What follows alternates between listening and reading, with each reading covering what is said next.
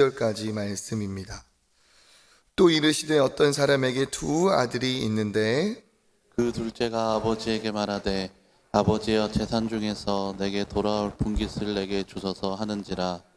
아버지가 그 살림을 각각 나눠 주었더니 그 후 며칠이 안 되어 둘째 아들이 재물을 다 모아가지고 먼 나라에 가 거기서 허랑방탕하여 그 재산을 낭비하더니 다 없앤 후 그 나라에 크게 흉년이 들어 그가 비로소 궁핍한지라. 가서 그 나라 백성 중 한 사람에게 붙여 사니 그가 그를 들로 보내어 돼지를 치게 하였는데 그가 돼지 먹는 쥐염 열매로 배를 채우고자 하되 주는 자가 없는지라. 이에 스스로 돌이켜 이르되 내 아버지에게는 양식이 풍족한 품꾼이 얼마나 많은가 나는 여기서 주려 죽는구나. 내가 일어나 아버지께 가서 이르기를 아버지 내가 하늘과 아버지께 죄를 지었사오니 지금부터는 아버지의 아들이라 일컬음을 감당하지 못하겠나이다. 나를 품꾼의 하나로 보소서 하리라 하고 이에 일어나서 아버지께로 돌아가니라. 아직도 거리가 먼데 아버지가 그를 보고 측은히 여겨 달려가 목을 안고 입을 맞추니 아들이 이르되 아버지 내가 하늘과 아버지께 죄를 지었사오니 이제부터는 아버지의 아들이라 일컬음을 감당하지 못하겠나이다 하나 아버지는 종들에게 이르되 제일 좋은 옷을 내어 나가 입히고 손에 가락지를 끼우고 발에 신을 신기라. 그리고 살찐 송아지를 끌어다가 잡으라 우리가 먹고 즐기자. 이 아들은 죽었다가 다시 살아났으며 내가 잃었다가 다시 얻었노라 하니 그들이 즐거워하더라. 만 아들은 밭에 있다가 돌아와 집에 가까이 왔을 때 풍악과 춤추는 소리를 듣고 한 종을 불러 이 무슨 일인가 물은데 대답하되 당신의 동생이 돌아왔음에 당신의 아버지가 건강한 그를 다시 맞아들이게 됨으로 인하여 살찐 송아지를 잡았나이다 하니 그가 노하여 들어가 보자 하지 아니하거늘 아버지가 나와서 고난데 아버지께 대답하여 이르되 내가 여러 해 아버지를 섬겨 명을 어김이 없거늘 내게는 염소 새끼라도 주어 나와 내 벗으로 즐기게 하신 일이 없더니 아버지의 살림을 창녀들과 함께 삼켜버린 이 아들이 돌아오매 이를 위하여 살찐 송아지를 잡으셨나이다. 아버지가 이르되 너는 항상 나와 함께 있으니 내 것이 다 내 것이로되 이 내 동생은 생은 죽었다가 살아났으며 내가 잃었다가 얻었기로 우리가 즐거워하고 기뻐하는 것이 마땅하다 하니라. 아멘. 아멘. 귀한 새벽에 나오신 모든 분들 주의 이름으로 환영하고 축복합니다. 오늘 말씀이 또 우리에게 또 은혜가 되고 또 새 힘이 될 줄 믿습니다. 성경에 있는 이야기 중에 가장 유명한 이야기가 아닌가 생각될 정도로 잘 알고 있는 말씀입니다. 어릴 때부터 들었고 또 많이 듣고 있지만 오늘 이 말씀이 또 우리에게 새로운 은혜가 되고 또 말씀의 기쁨이 충만하게 하여 주실 줄 믿습니다. 여기 있는 것처럼 두 아들이 있습니다. 두 아들, 잃어버린 그 탕자의 이야기입니다. 누가복음 15장에는 두 가지 앞에 먼저 잃은 자들의 비유가 나와 있죠. 어린 양의 잃어버린 어린 양 비유가 한 번 있었고 잃은 드라크마의 비유가 있었습니다. 그리고 세 번째로 잃어버린 아들의 이야기가 나옵니다. 내용은 다르지만 핵심은 잃어버린 것에 대한 찾음의 감사, 기쁨이 나와 있죠. 그러니까 예수께서 이 탕자의 이야기까지 특별히 하시고자 하는 말씀이 분명하기 때문에 이렇게 반복해서 이야기를 전하고 계십니다. 두 아들이 있는데 아시는 것처럼 둘째가 아버지에게 당돌하게 아주 요청을 합니다. 재산 중에서 내게 돌아올 분깃을 주소서. 여기 돌아올 분깃이라는 것은 유산을 말하는 거죠. 그러니까 아버지가 지금 살아있는 상황에 유산을 달라고 합니다. 굉장히 불효자이고 배은망덕하고 개념이 전혀 없는 그러한 아들이죠.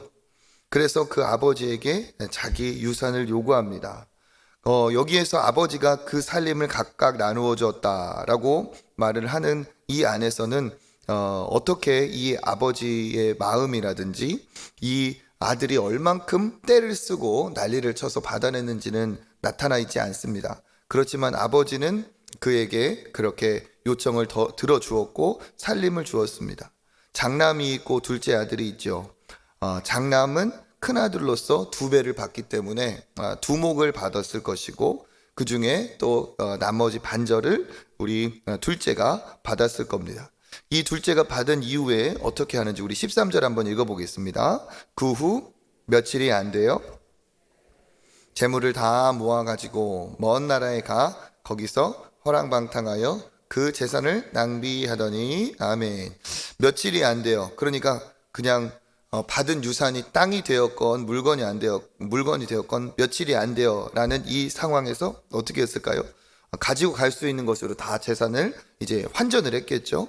그리고 둘째 아들이 재물을 다 모아가지고 어디로 갑니까? 먼 나라에 갑니다. 먼 나라. 이 먼 나라는 뒤에 보면은 이제 돼지를 치는 얘기가 나오기 때문에 유대인의 그 영향권하고 완전히 다른 이방 나라를 말하는 거죠. 완전히 다른 먼 나라, 이민을 간 거나 다름이 없습니다.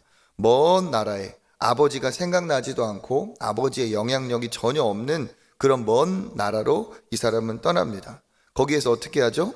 허랑방탕하여 자기가 갖고 있는 것으로 이제 하고 싶은 것을 다 마음껏 그렇게 하는데 그것으로 사업을 하거나 그것으로 뭔가 자기의 그 재산을 어떻게 보면은 불리는 그런 행위가 아니라 그냥 생각하지 않고 다 그것을 낭비하는 인생을 살아갑니다. 아무리 돈이 많다고 해도 방탕한 사람에게 나만할 돈이 없는 것이죠. 우리에도 요즘에 보면은 뭐 얼만큼 큰 돈을 이렇게 복권 당첨되었다라고 하면서 막 기사에 나오는 사람들도 있지만 뒷조사를 해보면은 방탕한 사람들은 어떻습니까? 아무리 어마어마한 그 재산을 얻었다 할지라도 다 그걸 낭비하고 말죠. 먼 나라에 가서 이렇게 이 사람이 다 낭비를 하고 납니다. 그러니까 재산이 어떻게 되죠? 다 없어지죠. 14절에 보니까 다 없앤 후 아버지의 재산이 다 사라지고 나서 이제 설상가상으로 더 어려운 일도 일어납니다. 그 나라가 어떻게 됩니까? 14절에 그 나라에 크게 흉년이 들어서 그가 어떻게 되죠? 비로소 궁핍한지라. 큰 돈을 가지고 타국으로 왔지만 그것이 싹 이제 낭비가 되어서 사라져 버렸고 그 나라에 흉년까지 들어서 이제는 사는 것 자체가 완전히 힘들어져 버렸습니다. 그래서 이 사람은 완전 이제 거지 신세가 된 거죠. 먹고 살 일이 이제 막막한 상황에서 어떻게 합니까?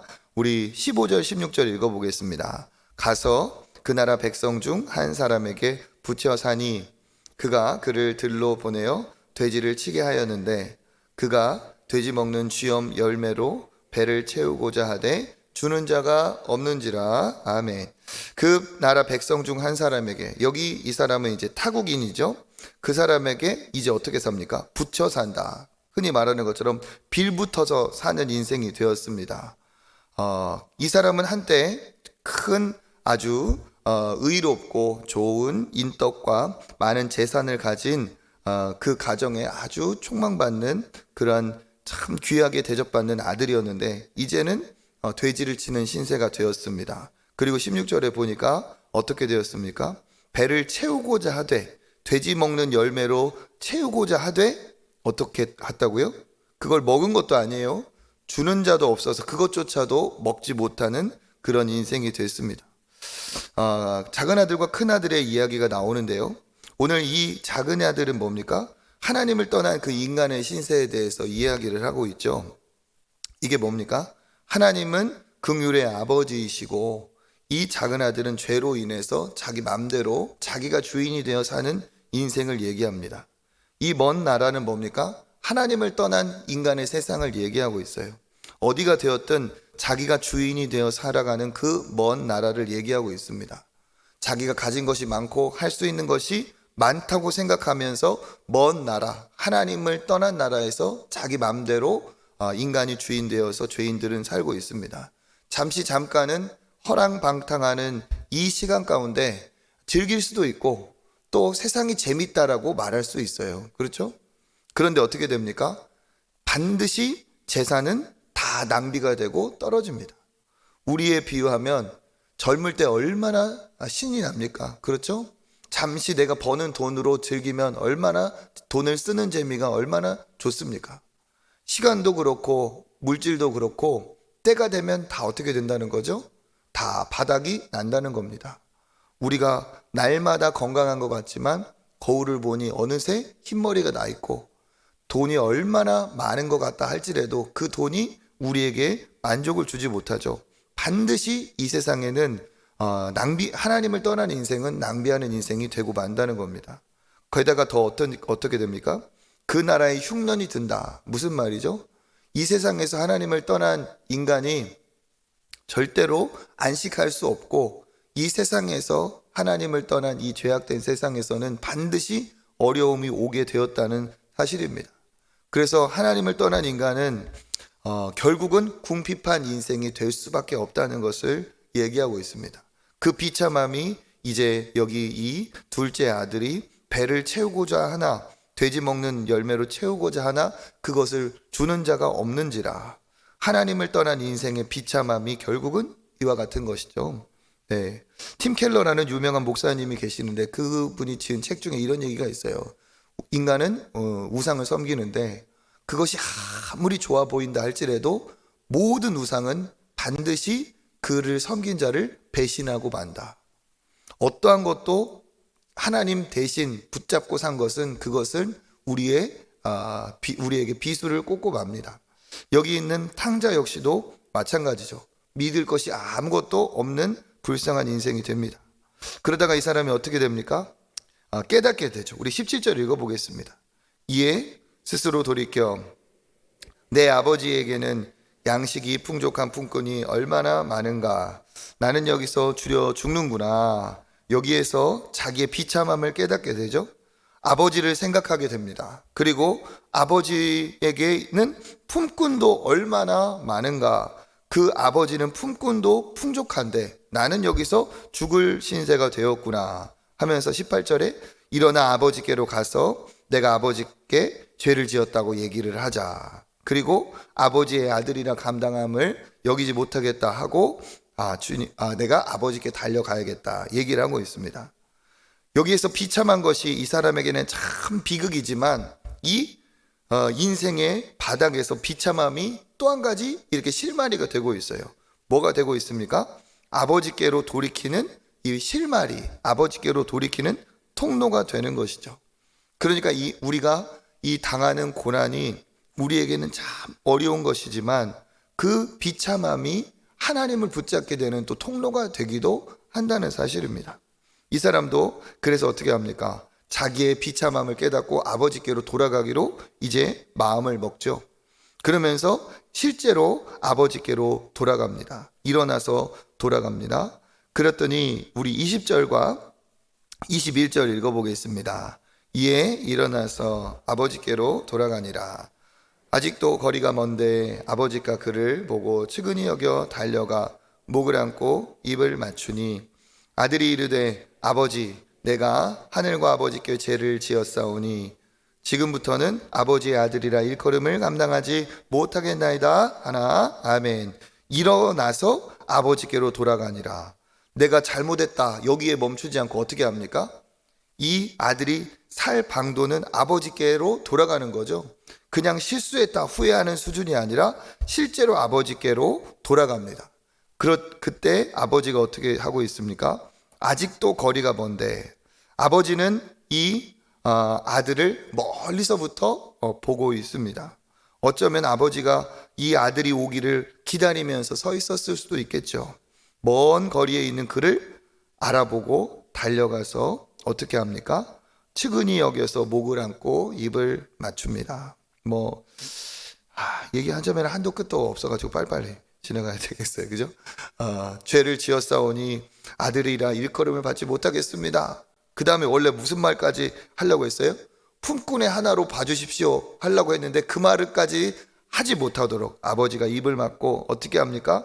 이제 종들에게 이르되 제일 좋은 옷을 입혀라. 이게 뭡니까? 이제 그 거지 옷을 다 벗기고 제일 좋은 원래 아들의 옷을 입히는 거죠. 옷은 그 사람의 수준을 나타냅니다. 그리고 어떻게 합니까? 손에 가락지를 끼워줍니다. 가락지는 권세 후 회복을 나타내고 있죠. 발에 신을 씻겨줍니다. 종의 신세에서 이제 주인의 신세로, 아들의 신세로 다시 환원을 시켜주는 거죠. 그리고 그것으로 멈추지 않습니다. 23절에 보니까 살찐 송아지를 잡고 그리고 잔치를 벌이자 해서 돌아온 아들을 위해서 잔치를 벌입니다. 그러면서 뭐라고 말합니까? 24절에 보니까 이 아들은 죽었다가 살아났으며 어떻게? 잃었다가 다시 얻었노라 하면서 즐거워하더라. 이게 누구의 마음이에요? 하나님의 마음이고 예수님의 마음입니다. 그러니까 이 상황이 어디서부터 비롯되었느냐? 예수님께서 죄인들이 나와서 그 죄인들에게 말씀을 전하고 그 죄인들이 잘못했다는 것을 깨닫고 예수님께 돌아오는 그 식사의 자리에 바리새인들이 와서 이 사람은 이 사람은 죄인들과만 이렇게 어울리는 죄인 중에 우두머리인가 아니냐 하는 식으로 예수님을 비방을 하자 예수께서 하신 이 얘기죠. 그러니까 이 잔치는 뭡니까? 죄인들이 돌아와서 하나님이 기뻐하고 하나님이 이 사람들을 긍휼히 여기는 것을 나타내고 있다 하는 것을 얘기하고 있습니다. 거기에서 그 집안에서 화를 내는 사람이 있어요. 누굽니까? 맏아들입니다. 25절에 보니까 맏아들은 밭에 있다가 돌아와서 춤추는 소리를 듣고 막 이제 무슨 소리가 하죠? 그때 종들이 얘기합니다. 당신의 동생이 돌아와서 이렇게 아버지가 잔치를 벌였습니다. 이 얘기를 할 때 아버지의 마음을 아는 큰아들이었다면 어떻게 해야 될까요? 같이 기뻐하고 같이 즐기는 것이 마땅하죠. 그런데 그가 어떻게 합니까? 28절에 보세요. 그가 어떻게 노하여서 분노한 거예요. 그래서 아버지가 들어가 있는 그 잔치에 참여합니까? 참여하지 않습니까? 화가 나서 안 가는 거예요. 그러니까 28절에 아버지가 나와서 이 아들을 달래면서 들어가자고 하죠. 그렇지만 뭐라고 말합니까? 아버지에게 29절에 내가 여러의 아버지를 섬겨 어김이 없었는데 염소 새끼라 한 마리도 안 주었으면서 이 아들이 돌아오니까 이 살찐 송아지를 잡았습니까? 하면서 분노합니다. 그러자 아버지가 항상 나와 함께 있었고 이것이 다 네 것인데 왜 그것을 이해하지 못하느냐. 32절 같이 한번 읽어보겠습니다. 시작. 이 내 동생은 죽었다가 살아났으며 내가 잃었다가 얻었기로 우리가 즐거워하고 기뻐하는 것이 마땅하다 하니라. 아멘. 이 큰아들은 동생이라고 얘기하지 않아요. 이게 보면은 이 아들이라고, 이 아들, 당신의 아들. 그런데 아버지는 32절에 내 동생은 이렇게 얘기하고 있죠. 그 죄인을 보는 관점, 동생을 보는 관점이 다릅니다. 그래서 결국 어떻게 합니까? 이 아들은 들어가지 않고 분노하면서 이야기가 끝납니다. 그러니까 이 탕자의 이야기는 예수님과 함께하는 죄인들을 위한 이야기도 되지만 그 곁에 서 있는 분노하고 예수님을 인정하지 않는 바리새인들에게 가르침을 주고자 하는 의도가 어쩌면 더 큰 것이죠. 하나님을 안다고 하면서도 하나님 곁에 늘 머문다고 하면서도 하나님의 마음을 전혀 모르는 이 사람들이 어쩌면 더 하나님의 마음을 아프게 하는 탕자가 아닌가라는 그런 생각을 합니다. 오늘 이 말씀을 통해 우리가 내 자신의 모습이 어디에 있는지를 돌아보며 기도해야 됩니다. 둘째 아들의 모습이 우리에게 있을 수 있습니다. 하나님을 떠나 여전히 내가 내 맘대로 살아가고 있지는 않은가. 하나님을 떠난 인생은 잠깐 기쁠지 모르겠지만 결국은 감당하지 못할 비참함을 맞이하게 될 것입니다. 오직 살 길은 뭐밖에 없습니까? 아버지를 기억하고 아버지께 돌아가는 것처럼 우리 역시도 돈이나 세상에 나를 즐겁게 하는 것, 즐길 거리가 아니라 아버지가 필요함을 깨닫고 속히 아버지께로 회개하는 것이, 돌이키는 것이 가장 중요한 모습인 거라고 여기는 나와 있습니다. 우리 역시도 아버지로부터 멀어진 것이 있다면 이 시간에 다시 아버지를 붙들고 찾을 때 이 긍휼의 하나님 아버지께서 우리에게 손을 내밀어 주시고 모든 것을 용서하시고 회복하여 주실 줄 믿습니다. 여기 아버지는 어떤 분이십니까? 하나님의 마음과 예수님의 마음이 거기에 있는 거죠. 이렇게 나가서 기다리는 아버지의 모습처럼 우리를 위해 오신 분이 예수님이시고, 예수님으로 인하여 돌아오는 자는 모든 자녀의 권세를 회복시켜 주시는 사랑의 아버지이신 줄 믿습니다. 모든 옷을 갈아입히고 가락지를 끼우고 신발을 신기는 것처럼 모든 것을 예수 안에서 하나님이 다 우리에게 완전하게 회복시켜 주시는 줄 믿습니다.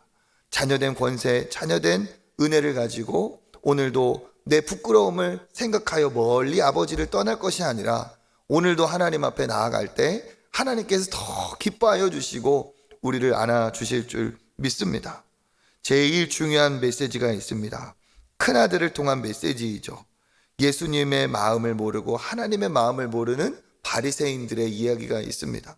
어쩌면 새벽에 나와서 이렇게 기도하는 우리들에게는 정말 자칫 첫째 아들의 모습이 우리 안에 있을 수 있습니다.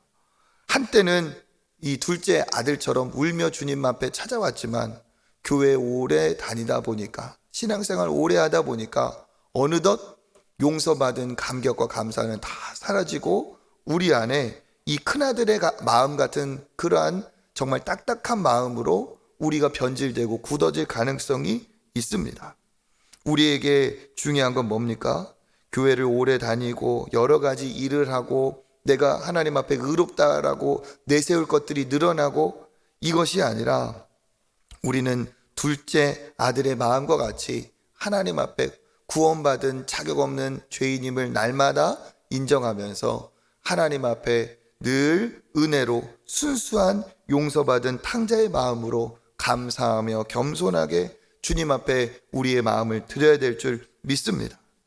둘째 아들의 마음에서 어느덧 첫째 마음 아들의 마음으로 내가 변질되고 있지는 않은지 굳어지고 딱딱해지지 않는 그런 신앙으로 하나님 앞에 날마다 새 마음으로 부드러운 마음으로 나아가 주님의 기쁨이 되고 우리 주변에 이렇게 탕자 같은 사람이 돌아올 때 같이 박수치면서 주님 앞에 영광 돌리는 저와 여러분이 되기를 또 주님의 이름으로 축복합니다. 기도하겠습니다. 하나님 감사합니다. 우리 역시도 탕자와 같이 방탕하여서 낭비된 인생이었을 텐데 아버지께서 우리를 불쌍히 여겨주셔서 예수 안에서 모든 것을 회복시켜 주시고 자녀 삼아 주시니 감사를 드립니다.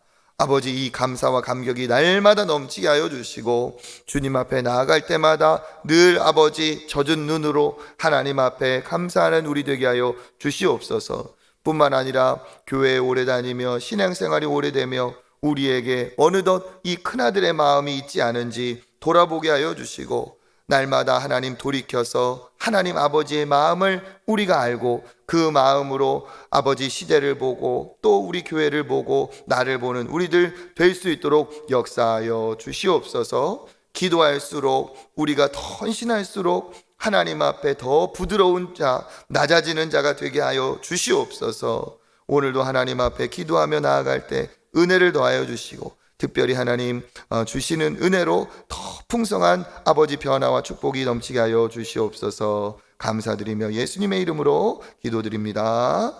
아멘.